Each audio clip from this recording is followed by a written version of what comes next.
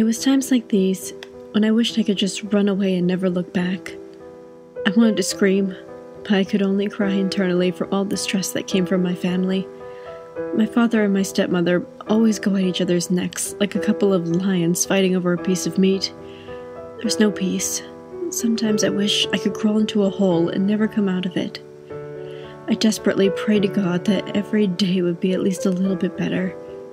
But it never is. Nothing ever gets better. The only thing I look forward to is sleep. The feeling of suppression and neglect from my stepmother increases with every passing day. Sometimes I lay in bed, wondering if my family or friends would even miss me if I went away. Would people cry? The only love I ever felt was from my father, but lately things have taken a turn for the worse. Fights have gotten more violent, and there were days I would find my father crying, praying for a miracle to happen. Night fell, and I waited in my room for about several hours. The grating damn noise of the clock above contributed to my frustration. I did not hear my father and stepmother arguing anymore. My anxiety grew in my haste. I grabbed the doorknob, and right when I was about to turn it, the door swung open. A weary man stood in the doorway. I gazed upon his tired face and slowly walked towards him. It was my dad, beaten, broken, and bruised from the abuse my stepmother inflicted upon him. Then and there, I decided enough was enough. I lost all train of thought and grabbed my father's hand. I forced my way through my stepmother by pushing her aside, seeing the rage plaster upon her face. Speedily, I put my father in the car on the passenger's side and scooted into the driver's side.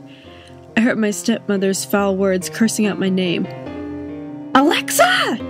she yelled out in a hoarse voice. My only decree was to take my father away from here as far as I could, and rapidly struggled to find keys in the car. A sudden bang on the car window put me into a state of shock as I saw my own stepmother holding up a baseball bat and hitting against the glass of the window. I cried out in terror and looked at my stepmother as I scurried to find the keys in the glove compartment. My father screamed and quickly grabbed the keys from the glove compartment, pushing me out of the driver's seat and started up the car as he drives off, making a trail of smoke and skid marks upon the driveway. Panic rose. I pleaded to my father to slow down. The car only sped up more, and my father lost control of the car. I could feel the vehicle spin out of control. A sudden thrashing of the car caused me and my father's bodies to shake in turbulence while the car impacted a streetlight. The restraints from the seatbelt that kept me secured in the car broke and threw me out of the front window of the car. I landed several feet away from the crash and knocked out instantly upon impact. It felt very isolated. The cold, hard ground touching me created goosebumps upon my skin, triggering my eyes to open up immediately. I was gripped with a sudden, strong pain. My head pounded from the hard landing I suffered from the crash. My hands touched the ground, and strangely, I heard absolute silence. There was no people talking or birds chirping. The alarm, coming from the car, remained detailed and lifeless. Only a distinct cool breeze hit my face, blowing my hair slightly into the wind. I slowly brought myself to my feet while looking around. I called out for my dad. "Dad?" No answer. I hollered out again, my father's name over and over in dismay. Still no answer. To such an extent, my voice began to grow exhausted. I had to stop before I not only lost my father, but my voice as well. Worn out, I receded away and kept rubbing my eyes. The more I rubbed, the more the light faded away into darkness. An uneasy feeling showered over me, and when I opened my eyes, I was blinded by a single spotlight. Only utter obscurity surrounded me. A faint jingling sound echoed in and out through my ears. Disembodied laughter added more to my anxieties. I called out, hoping it was my father. "Hello? Dad, is that you?" I waited several minutes for a reply, but none came forth to confirm my fears. I proceeded to trail backwards. The hairs on the back of my neck stood up straight as I quickly turned around. There, in colors of blue, magenta, and teal, stood a towering jester. The jester carried a coquettish appearance about him. He looked bored, and quickly took notice that I was present. He didn't make a single noise. The only sound emitting from him was the faint jingling of the bells tied to the ends of his blue hair. My eyes could not break away from his characteristics. His flamboyant, vibrant features brought so much life upon his own being, making him stand out more. The jester came closer to me with a grin that I wasn't sure if I could trust or not. I don't understand where he came from or how I came to be in this dark oblivion. The jester then caught my attention and began to do tricks, which would amaze anyone's eye. One of the tricks he did, it was make a purple balloon mystically appear out of his hand. He looked at me again and smiled. The balloon had a smiley face upon it. He offered it to me, but I didn't want to take it, especially because he was a stranger to me. I don't know where he came from, and I had no time to be entertained by him. I had to find my father, so I simply took a few steps back and turned around, only to have him once again in front of me. The fool looked disappointed and nodded no. He untiringly again offered me the purple balloon. I could not stand the eerie silence between me and him, so I gathered some courage and spoke up. "Who are you?" I spoke lowly. The jester still did not answer. I asked again and he still did not answer, but with every question I asked him, he would pull out a card with a letter upon it. I saw him magically make the card dance around him, spelling out a name. I glared at the cards and spelled out the name he presented to me. "Candy Pop?" I asked back. The only response he would give me was his wide, long grin.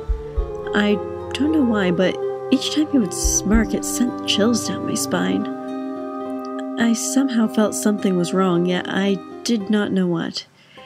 He began once again doing tricks, and this time he made the purple balloon disappear from his hands, and made one blue lollipop appear. Then another and another would appear. Finally, he had 3 lollipops in his hand, each unlike from another. I wasn't sure what to say or what else to ask him. He wasn't speaking to me, so I only watched in silence. He opened my hand and placed the lollipops inside, and closed his hand into a fist. Once again, the jester made that same purple balloon reappear, but he backed away and crouched, and the only sounds I could hear was the sound of plastic being stretched quite a bit. Then he turned around towards me, finished creating a shape of a flower out of the balloon. The jester presented a sweet, kind smile on his face.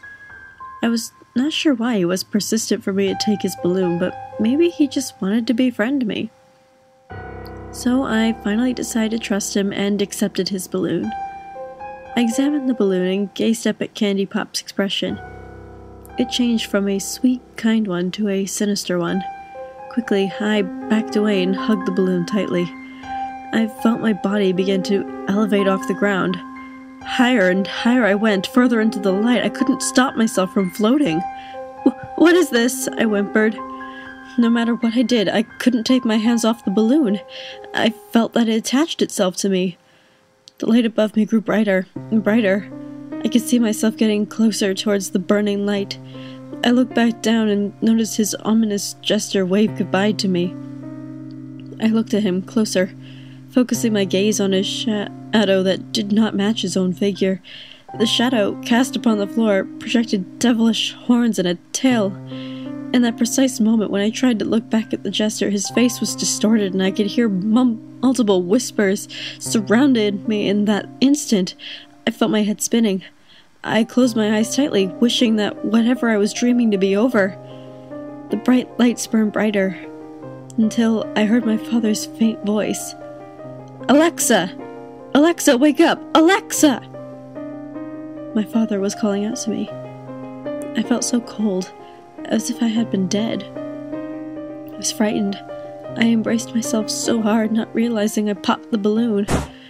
I opened my eyes and the bright lights I witnessed became clearer and clearer, slowly focused into the beaming streetlights above me. Father kneeled next to me, checking if I was all right.